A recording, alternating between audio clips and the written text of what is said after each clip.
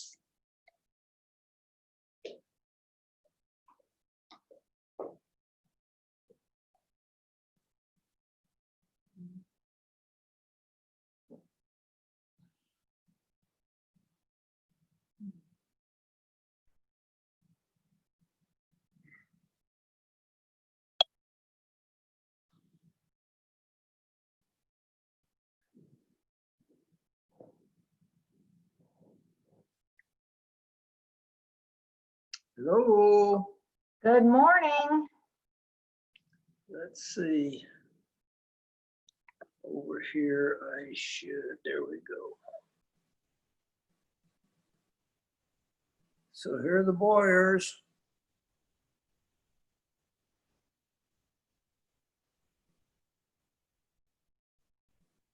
A little early, I guess. Yeah, How are you, Diane? I'm fine, Suzanne. How are you all doing? Pretty good. Good. So August is coming up.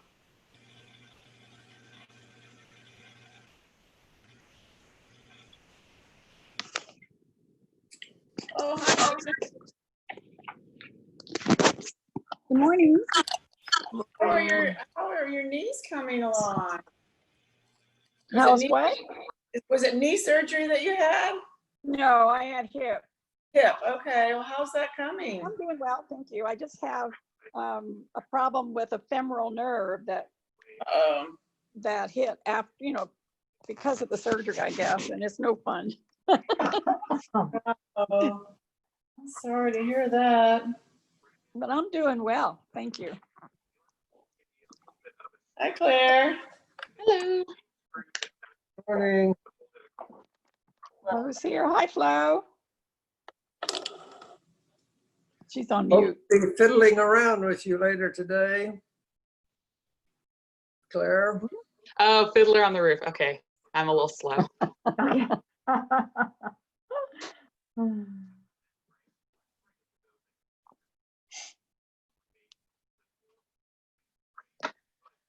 kind of excited about this book.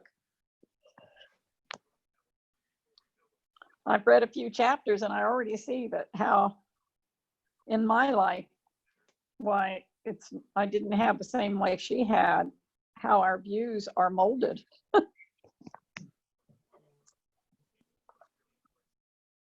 That reminds me, I need to order the book.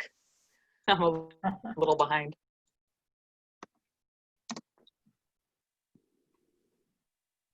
I've read the first 3 little sections. I like that they're short, that Yeah. there's a short thing and then something to think about, a question rather than a very, very long chapter. But I might forget the first part by the time I got to the last part. Can anybody hear me? Yes, I hi, can hear Flo. you. I can't get my camera, I guess, to work, but anyway, I'm here. Oh, good. It looks like there's something in front of your camera, Flo. Hello, I know, everybody. And I had covered it, and then I'm trying to uncover it. Anyway, I'm here. We can see a little bit of your hand waving. I saw a couple of fingers. Hi, Glenda. Hello. Hi, you all know that the class has been canceled. No. What? Yes. Why? Illness in a family. And so it's been canceled. That was up on I know you probably had trouble seeing the church service like I did this morning, but before I went completely down, there was a message that said the class would resume next week, next Sunday. Oh, Okay. Okay. Yeah. Was So I there any, couldn't get the church service and I can't do this. I feel like I'm all dressed up for St. George's Day and know where to go. That seems to be the norm now. really? So was there anything about what are we supposed to read something, begin reading the book, or what's the deal? Well, I started reading. I read the first 2 chapters, so I would Yeah. just say maybe read as much as you want. But anyway, I just told Amy I'd get on the class and tell everybody that it had been canceled. Is this generally everybody that we have, or should we wait? Oh, I think you should wait a little bit. Okay. Okay. I'll be happy to, I'll be happy to wait a little bit until whoever logs in. Oh, okay. Well, thank you, Claire. I mean, No that's problem. nice. Yeah, because I'm seeing some faces that I haven't seen, that I didn't see in Alter in the World, and so there may be some more people, more Well, new that's people. true. Maybe some Yeah. new people, which is good. Very Yeah, good. yeah. Yeah, that's great. So how is everybody while we're just hanging out here? Good. Doing fine. Good. Nancy, you feeling well? Yeah, I saw the doctor. Well, I think I told you that Thursday. Yeah, it's just, I just have to wait out this nerve thing. It could take a while, but Yeah. I'm going to be starting outpatient therapy. They already called me, but unfortunately, because I didn't recognize the phone number and it didn't have a business to it, I didn't answer it. Yeah. And I Right. usually I'll go to the Google and look that phone number up, and it told me it belonged to the therapy. So I called them back, but they didn't call me back after that. So I'm waiting. Yeah. I You'd think hope- they'd leave a message, wouldn't you? I hope you get. Well, they didn't. Yeah. Yeah. Valerie, I haven't. No, she was a woman and she was so good. Valerie, I haven't seen you in a while. Are you okay?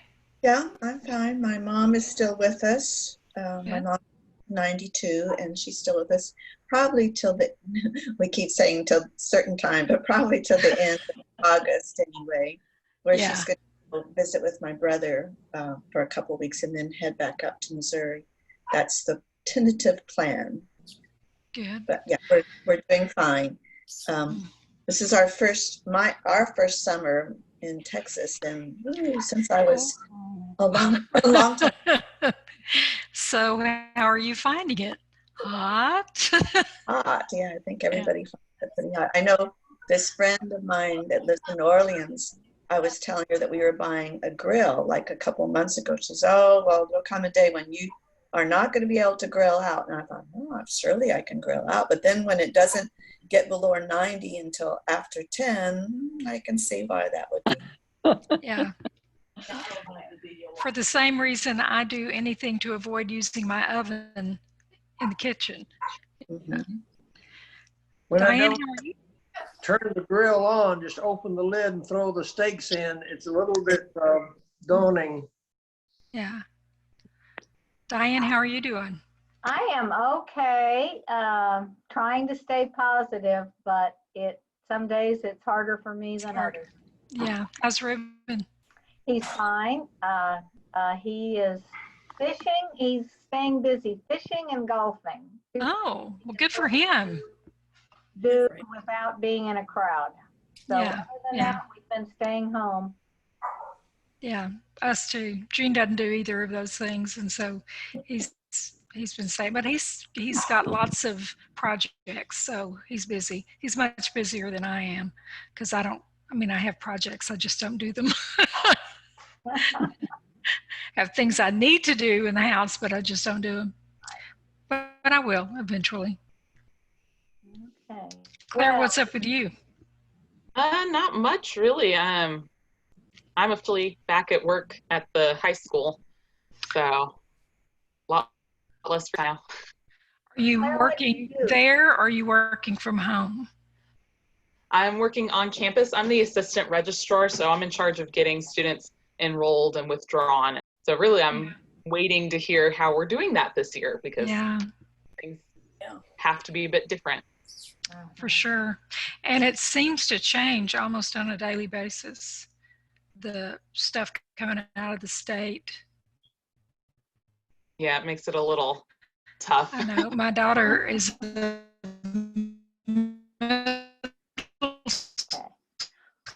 Well, I'm going to a sign off teacher, as and every well. time I talk to her, they have a new plan, you know. Yeah, I'm getting plenty of calls from parents asking, oh, so, you know, how's my kid gonna, because at Temple High School, all students have a little book, it's a little laptop. And so I get calls, oh, how are we doing Chromebook pickup? And, you know, how are we doing freshman orientation? And I don't know. So I've had to tell them to, you know, That's a keep very checking the good school question. website because these are excellent Yeah. questions and I have no idea. Yeah.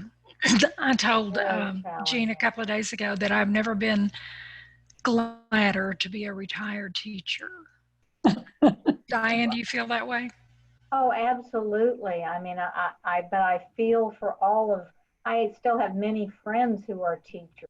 Me too. And I just feel for them. I mean, one is a child development lab teacher. And so she has high school students working with little children. And you can't do that virtually. And no. I really feel for them. And the students, of course. Yeah.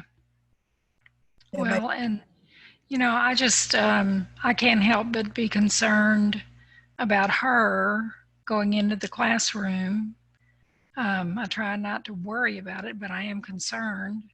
And then, you know, her children, her husband has a business that he has to go to every day. And so her children won't have the choice of virtual. They'll have to go to school, you know, because mom and dad both have to go to work. So I don't know, it's just a concern for me. Although they live in Burnett County, and I don't think they have nearly as many cases as we do. So. Yes, but it was only a few months ago that we didn't have very many cases. And then they rapidly started doubling. That's true, but their population is much smaller than ours, and they're much more rural. So maybe that helps, you know, they're more spread apart, hopefully. I don't know. We'll see. Yeah, my daughter in Chicago, she's at CPS, public schools, and I don't think decided. Yeah, they haven't decided what they're going to do. Last year, virtual schools, which was good. But good morning. Good morning. Hey, Peter. He's not connected yet. No. So, Valerie, they still haven't decided what they're going to do there either. No, they're talking about doing, you know, part virtual, part in the class, which I don't know really. I know the school that I worked in Guatemala, I'm on the school board there, and that's what they're debating too, how they're going to do it. But theirs depends also, just like many places, on what the government decides. So the government hasn't decided yet. Yeah. Hi, Peter. Hi, how are you? Good morning. Good morning. Morning. Sorry we got in late.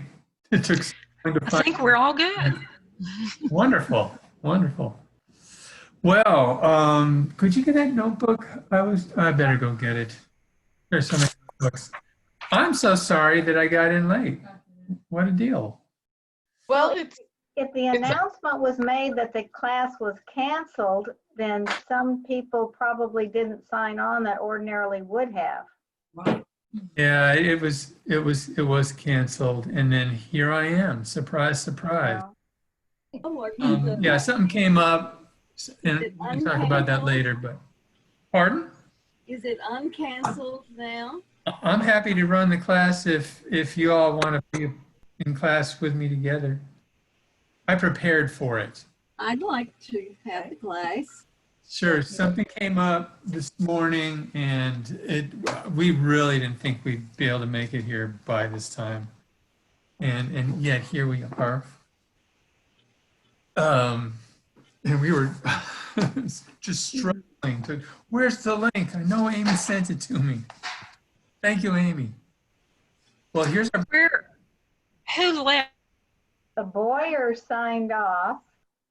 Should we call somebody left? The Boyers. Okay. Is that all? Oh, the Boyers. Should we that sounds call them good. or text My phone's them? not working. I left my phone somewhere in all the flurry. If you do that, that'd be great. Would you do that, Glenn? I'll do it.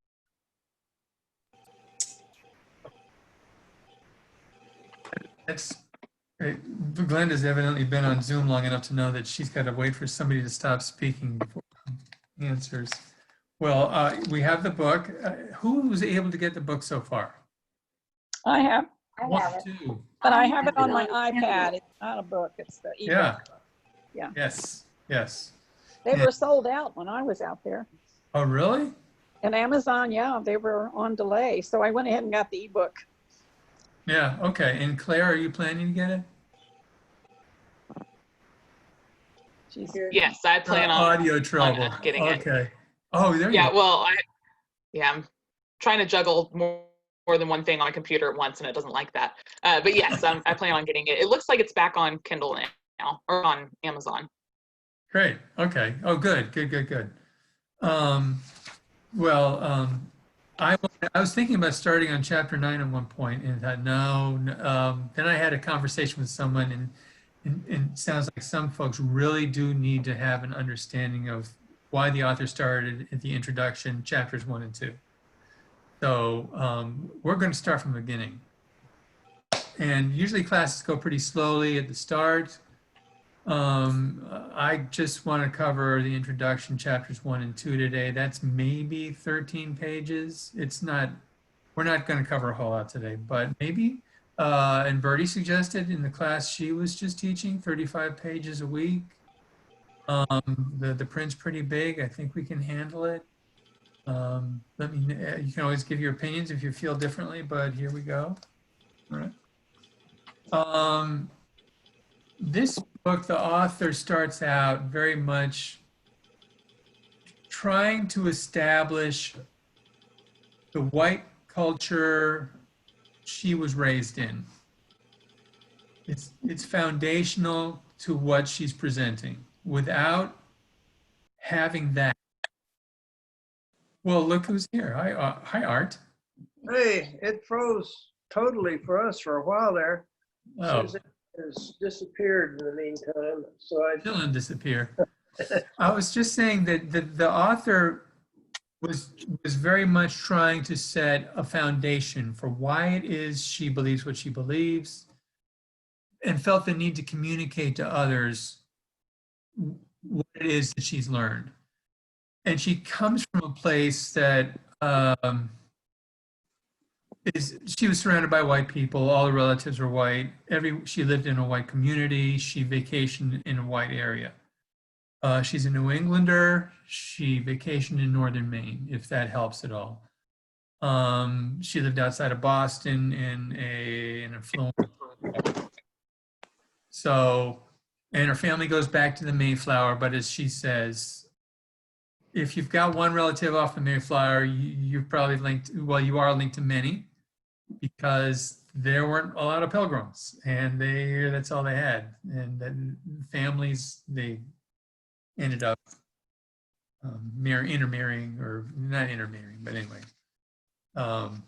You're related to many white folks off the Mayflower that way. Going to the introduction. Got my cheat sheet here. Here we go. We have, as white people, we struggle to make sense out of racisms. What do we do with that thought? Racism is what, and what can I do? It's such a challenge. What is that first step we make to go forward?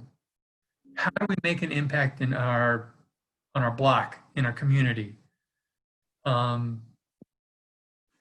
many white friends do we have? How many black friends do we have? How many friends of other color do we have? I've struggled with that for years as well. It's just, it's frustrating. And how many black friends do you have? Well, none. 0. Not proud of it. Not at all happy with that situation. And I'm just thinking, I jumped into this class at the last minute. The class ends at noon, is that right? Yeah, I think so. Okay, all right. So I got to pace myself for that amount of time or less. And as a young person, she was thinking, everybody else has a race that doesn't look like me. But I don't have a race. And I'm normal. Normal. She was wrong. And as she grew older, felt, oh, yep, I'm wrong. And I need to figure out more about what this race thing is. And she found a family. And she developed a family of beliefs that she believed what race is, or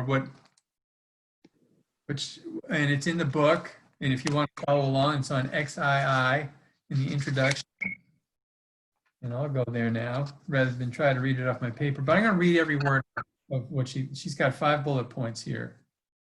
This is what race was to her. Race is all about biological differences.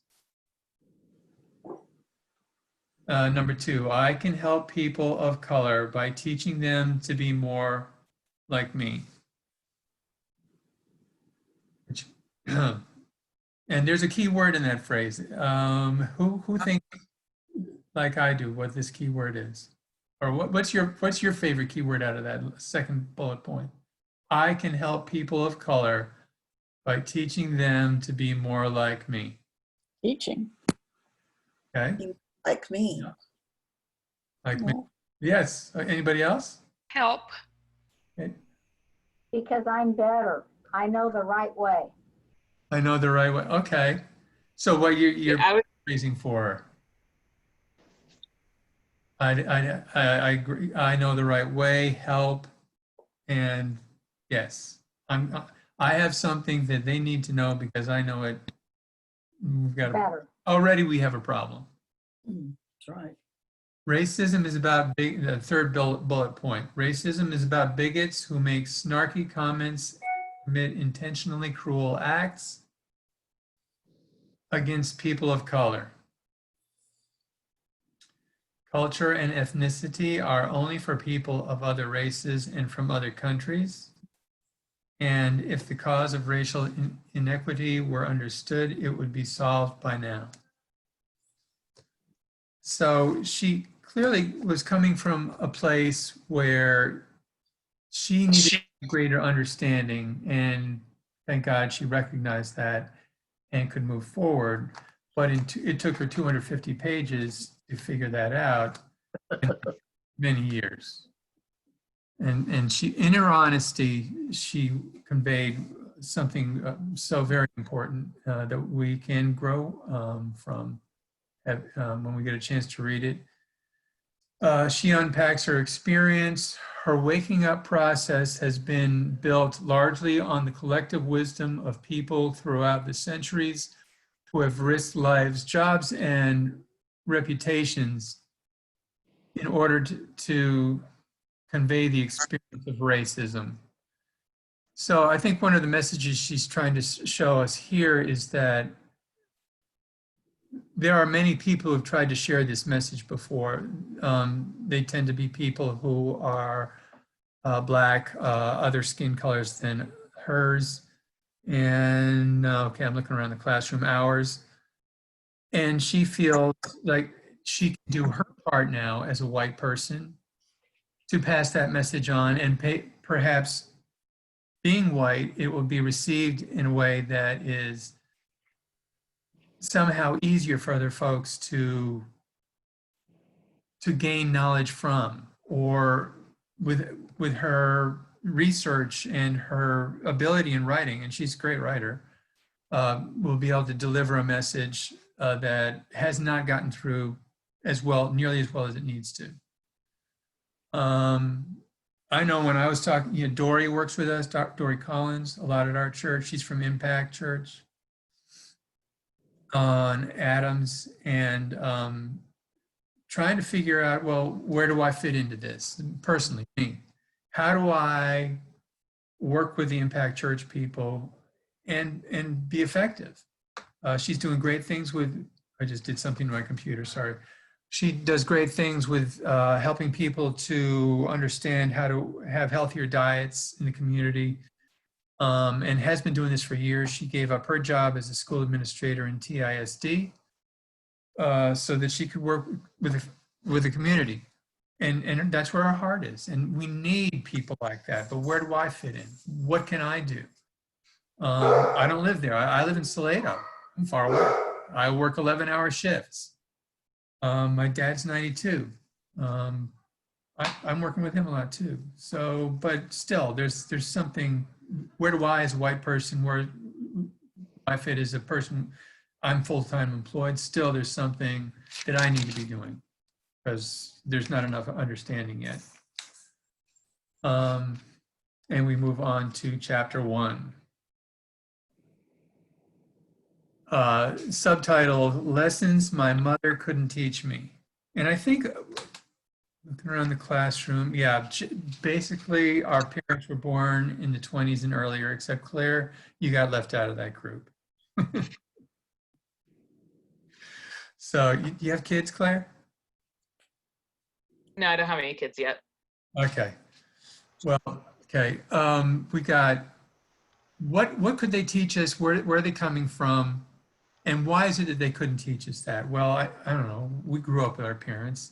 I think we know where they're coming from. Their grandparents were born in the Civil War area or near it. There was a long way to go. The information was out there, but it was hard to hear. And I think we are hearing better now, but there's still so much to be done. So her example was in chapter 1, what happened to, she asked his mom as a young child, what happened to all the Indians? They drank too much, is what mom said. They were lovely people who became dangerous when they drank liquor. And does anyone have a story about what they heard that was off the wall, or a story without a background, something that was untrue, something that would help this conversation? Gloria. I can make a couple of comments. Go ahead. Okay, so first of all, I don't think my background and being raised could be any different from hers as possible. I mean, we are totally on opposite poles. She's a Yam Yankee, and I'm a born and bred Texan. She grew up in a rich family. I grew up in the rectories of a very humble Episcopal priest.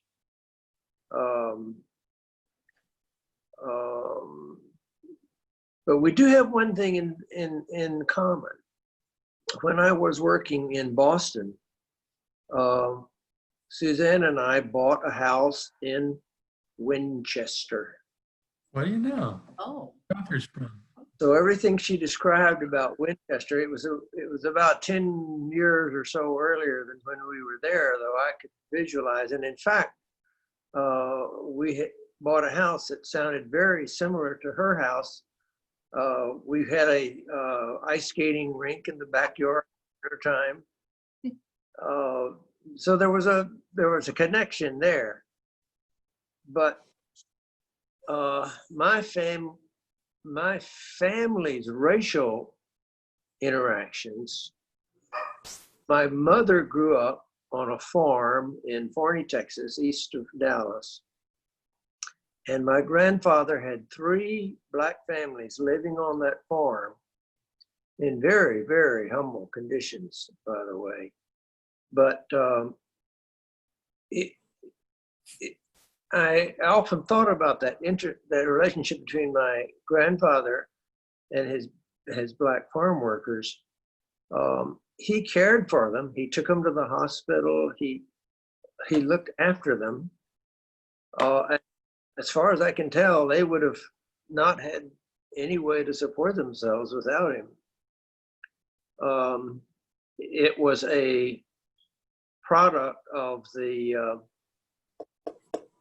Civil War, actually, of Reconstruction times. It was still just a trailing of that into the 20th century.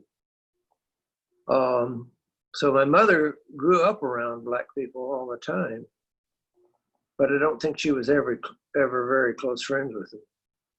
Your comment about not knowing any Black friends, 3 of my best friends right now are Black. My gym coach is Black, and so I see him twice a week, and I consider him to be one of my best friends right now. And of course, there's Bertie, who's been in my small group. And then, of course, if I were in church on Sunday, at least once I would be hugged by one of the biggest Black guys you'll see around when we pass the peace, because I'm standing right next to him. So 3 of my best friends right now are people of color. And how about when you were younger? Or let's say, I grew up in my dad had a parish priest in Greenville, Texas, which is northeastern. And there, my family was very, very shocked by the racist culture in Greenville. In fact, across Main Street in Greenville was a sign that read, "The blackest land and the whitest people." Right. and how long did it hang there? Well, I don't know when they took it down, but it's certainly not up there now. Oh, so maybe a few days or hours or something like that? Oh, no. It was up there for years. Fascinating. But that was, A period of time. this was something that my father was having to try to rectify in his parish, but it was very ingrained, and it's something he couldn't do much of. He couldn't succeed in doing much about. But he was constantly getting called to help bail people out of jail or get people out of trouble, and he helped people, Black or white. It didn't matter. But he came from a very, very poor family. He had to work his way through college during the Depression, which was no mean feat, and but he succeeded. So there was a work ethic and a value of education in my family, for sure. But as far as values and whatnot, they came right out of the Catechism of the Book of Common Prayer. There was nothing subtle about what I was taught. Yeah, it sounds like the teaching you had is unusual in Greenville or thereabouts. Yeah, there's not very many sons of Episcopal priests running loose these days. I grew up also in Texas, and in the small town where I spent most of my growing up time, Thank you, Art. there was a street that ran through the middle of town, and running north and south, and then there was a Highway 90 running east and west. And on the north side of Highway 90 and the east side of that street, that's where all the Black people lived. And on the west side of that street and south of Highway 90 is where white people lived. We lived at one time on the west side of that highway, and so across the street from us were Black families all up and down, and on our side of the street we were the only family that had children. But it never ever occurred to me to walk across the street and play with those children who were playing in their front yards as my brothers and I were playing in our front yards, because, you know, it just wasn't done. My father was a school administrator, and he believed very, very strongly in separate but equal. Now, he believed in the equal, and he had to fight school boards to order new school books for the Black schools at the same time they ordered them for the white schools, because the tradition had been to pass down the old books to the Black school. and he had to fight with school boards to keep the buildings in good repair and all of that. But he definitely believed that races should be separate. And so that all of that colored my my thinking as I grew up. And I guess the thing that began to change my mind was in that summer of whatever year it was, I don't even remember now, 63 or 4 or 5 or 6, when we saw on the news people being attacked by dogs, Black people, having fire hoses turned on them, sitting down at lunch counters and being dragged out. And I was 13 or so then, and I remember thinking, well, that's just wrong. Why are they doing that? And that was the beginning of my change in attitude. And my parents did come around to a degree. I don't think they ever fully embraced integration or any of that, but they did. They never thought that Black people were bad people. They just thought that we should be separate from them. I grew up in a small town, and I will say this, I spent a lot of weekends out on the farm with my mother's father and mother. And my grandfather was really not a nice man at times. I'll just say that right up front. But one thing I do remember, when I would go with him in the wagon, when he was selling his vegetables and selling my grandmother's eggs, and he would come up on some families that couldn't afford it, so he would give them eggs and he would give them produce. And a lot of times it was Black families.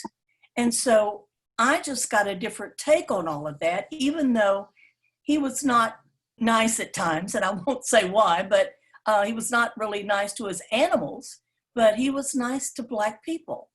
And I thought that spoke volumes, and that's where my first inkling about people that were different, because I really didn't have association. My high school was not integrated, so it was segregated, of course. And so I didn't go to school with Black people, but I went to school with Hispanics. And the first thing I remember about that is that in high school, now my dad was a section foreman on the railroad that went from the 5 miles into Alcoa that brought in the bauxite to bake the aluminum. And I will say this, the first time that I felt really hurtful feelings would be the children of the men that worked for my dad. They were just not nice to me. They weren't ugly, but they were just not nice. And I finally decided that it was because my dad was their boss. And that was just something that, they just held against me. Why, I don't know, because I know my dad treated them fairly, and they worked hard out on the railroad. But that was another thing that had to do with race. But when I went to work in Austin, I really didn't have any Black friends until I went to work for the state of Texas. And I had several Black friends that they were friends. We had lunch together and we talked together and we went to Bible study together. And that was a good experience. And then when I joined a certain music group in Austin, I have a very dear friend. In fact, she was one of the people I hated to leave when I left Austin. She was fabulous, wonderful musician. And so I missed that. So when I moved here, I was thrilled to death that my neighbor next door is Black. It's a Black family. And the first thing I did was reach out, went over and said hello and introduced myself and told them who I was.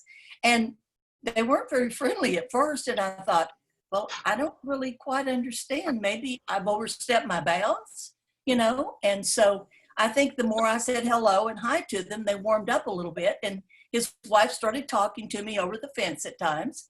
And he actually came over and helped me with one of my projects in the yard. But I thought, I think I've gotten into a whole different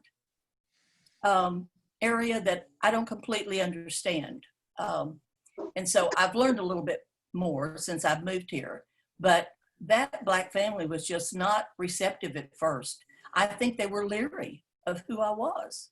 I don't know, maybe somebody else has a different take, but it's worked out now. I mean, we're high neighbors and and it's fine. But that just kind of, it really struck me as being it was difficult at first for me to realize that I was being friendly and nobody wanted to be friendly with me. So I guess I've learned a little bit better how to deal with it. I think one of the nice things about reading through this book for me, and I have read through it once already, got it on audiobook so I can drive around with it. It helps us to see why things like that would be so. Yeah. And it makes sense. And where do we fit into the solution? Not like we're going to solve it tomorrow, but where do we fit into moving this situation forward as opposed to letting it stay where it is right now? And perhaps even accelerate the situation. We have been around as a nation with white people on top and people of color second place and lower for 400 years. It'd be great to move that situation forward faster than it has, which has been pretty much at snail's pace.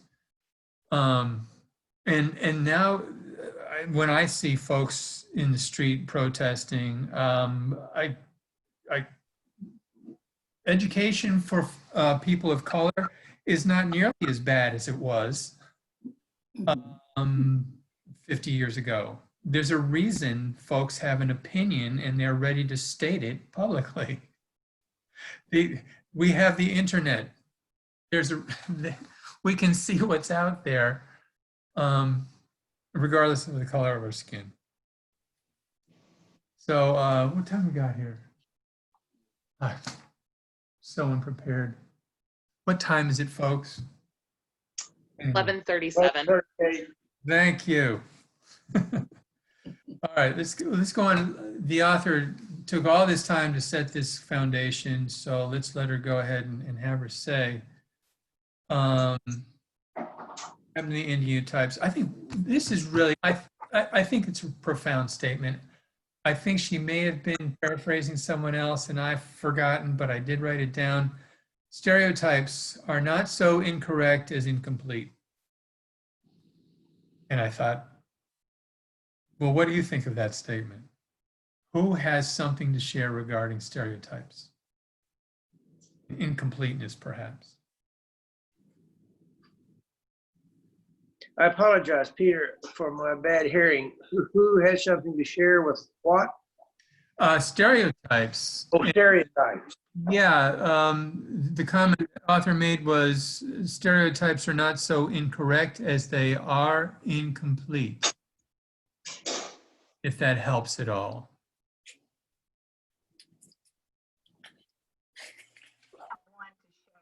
Yeah, excuse me. I grew up in El Paso, a border town. So some of what can be said about the Black community also applied to, and you know, when I grew up in the 50s, they were called Mexicans. They were not called Hispanics, even though, you know, many were United States citizens. They were called Mexicans. Now, my mother evolved. She grew and learned. But I can remember her saying that Mexicans are clannish. And that, I mean, I still remember that. And I think what you're saying about the stereotype is maybe not complete. I think in many Hispanic families, they have strong families. You know, they have a strong extended family network. And, you know, but in the 50s, my mother, the way she said, well, you know, they're very clannish, so you have to be careful. You know, they won't accept you. When I was in the first grade, a little Hispanic girl invited me to come to her house after school to play, but my mother wouldn't let me go because you just don't do that. But, you know, fast forward 30 years, and when my mother passed away, her best friend was Hispanic. So, you know, she changed. So I don't want that to sound like I'm saying anything bad about my mother, but that relates to the stereotype, I think. Okay, good. That's good. And that follows with where the author was going with the stereotypes thought. She goes on saying, my mom, her mom, told her about the Indian that, well, you know, they drink liquor and then they get a little crazy. Then they get crazy. But she said, and my mother didn't tell me, which is, I guess, what you're saying. Your mom wouldn't let let you go over to the little girl's house, but later on she maybe came around some and had understanding and a fuller. So instead of having the narrow stereotype, she had the more complete picture, perhaps. And the author's point is disease killed up to 90% of native inhabitants. We're talking about in pockets or in large swaths, excuse me, but up to 90%. Others were given alcohol to weaken, subdue, and sign over land and rights. And you understand it does generally, I think is a fair statement. Alcohol affects folks who are indigenous to North America in different ways than it does us, and to a greater extent. And so it is so much more difficult to control yourself. It's chemical. And others others were sent to dehumanizing federal programs to civilize them. And we've heard about this. She mentioned the schools and how many there were. I believe it was over 150 nationwide, putting many children and adults through these programs, dehumanizing programs.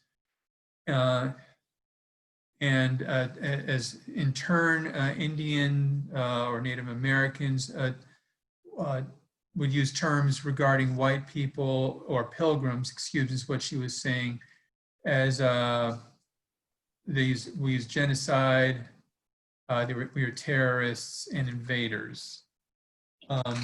So that's the fuller picture of where the stereotype perhaps certainly should have gone further in explaining to her as little about people of color. And I need to plug in my power before I lose my battery.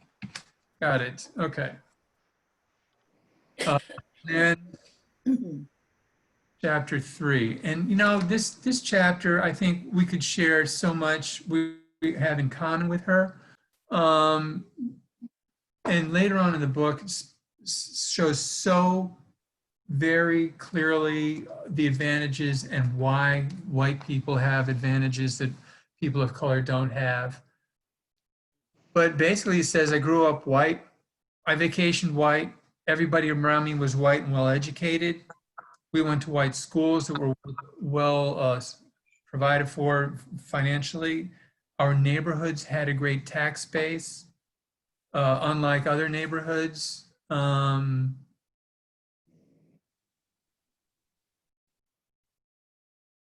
And so she explains, any cycle that traps someone in a perpetual state of disadvantage is the real, and this becomes the real issue for the person experiencing it.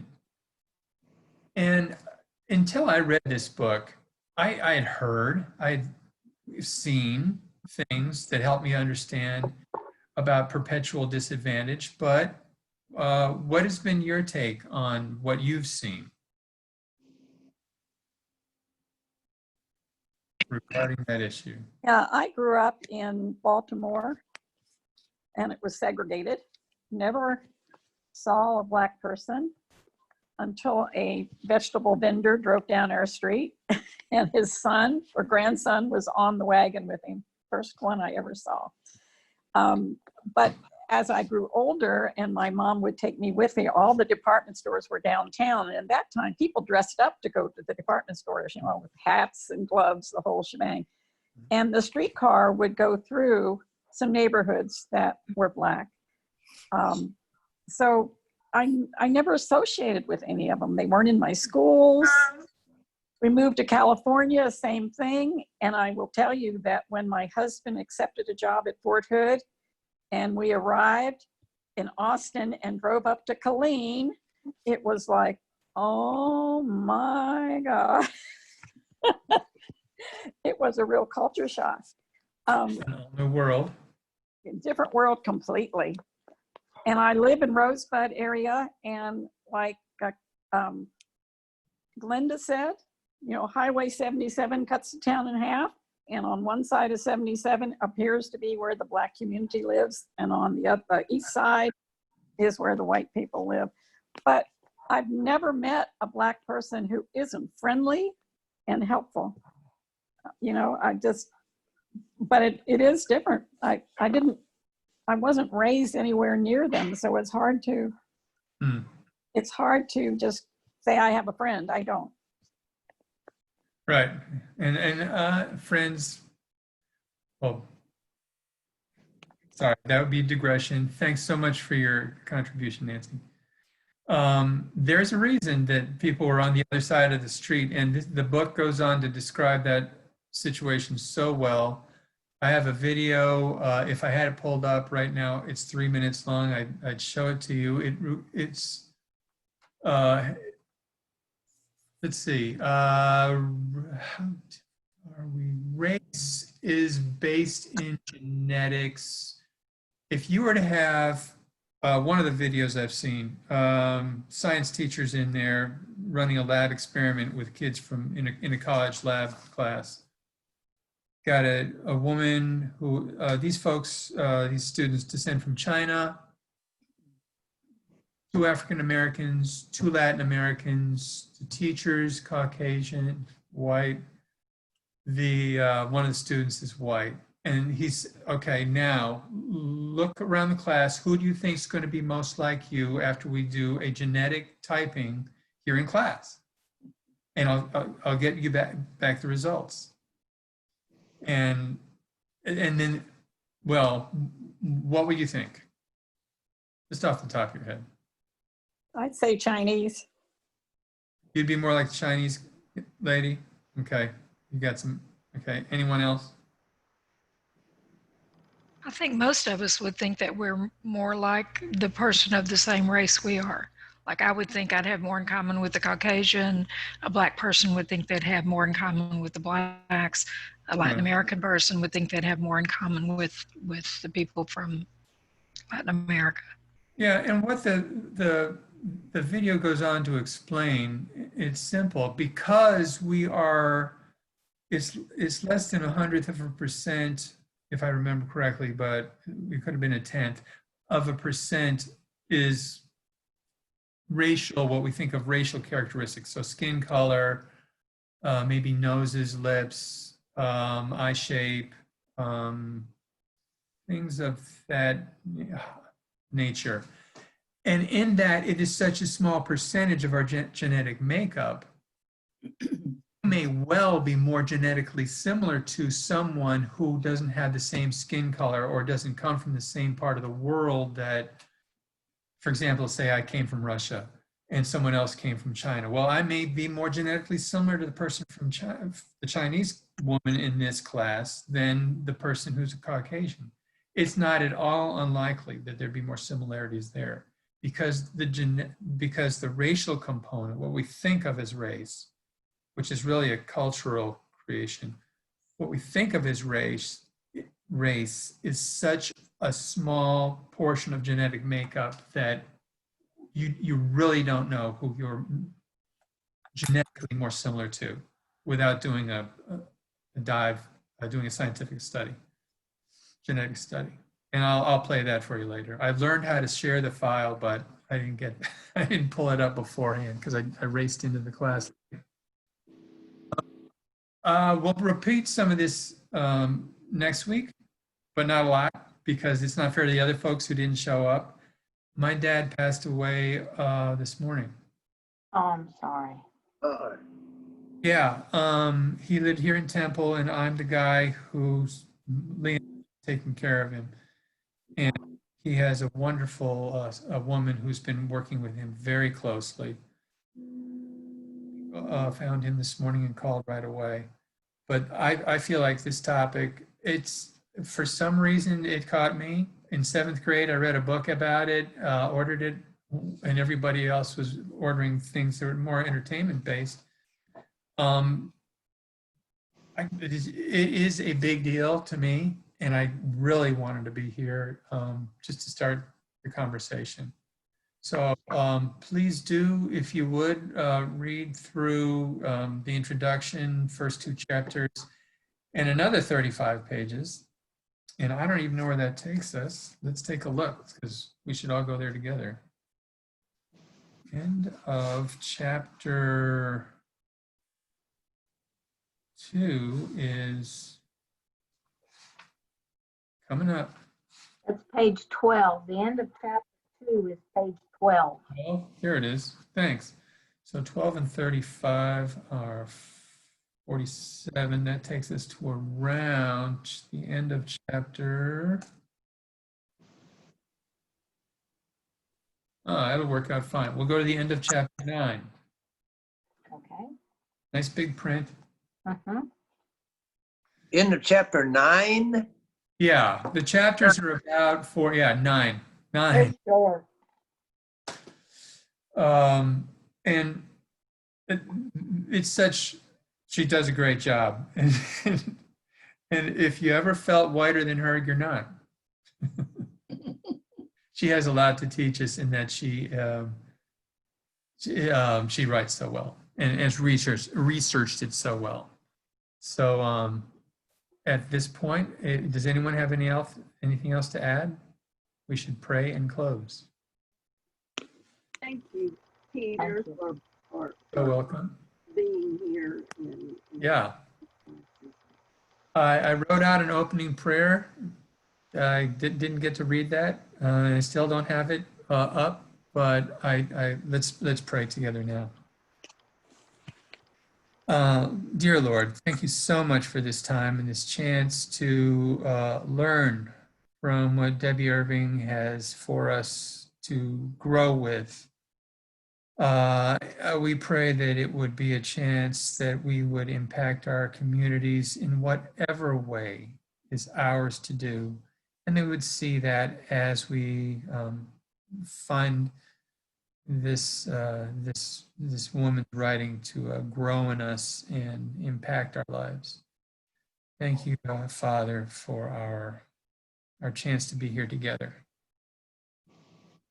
And we pray this in Jesus' name. Amen. Thank you, Peter. Thank Yeah. you, yes. Thank you for being. Thank you. Thank you for all being together. Bye for now. Thank you. Bye. See y'all next Bye. week. Good end.